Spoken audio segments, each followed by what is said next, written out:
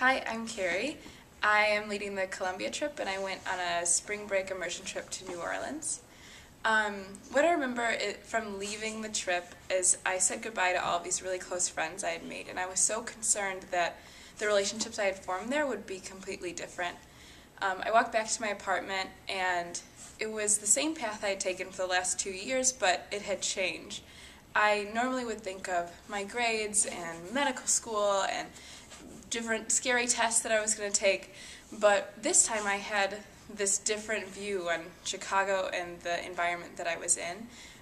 What I had experienced in New Orleans was like seeing a bigger picture than I had outside of my bubble of grades and tests and anxiety.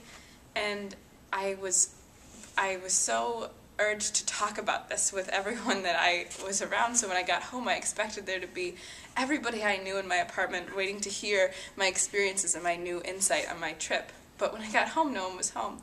So I went home to my room and I read through some notes that we had written to each other, and what I had realized is that even if these relationships had changed, even if people weren't there waiting to hear my story, what had changed was something within me.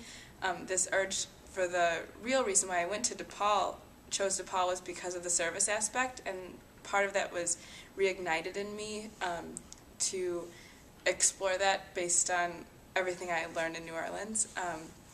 And so there was something in me that had changed that I wanted to bring back to DePaul and to Chicago.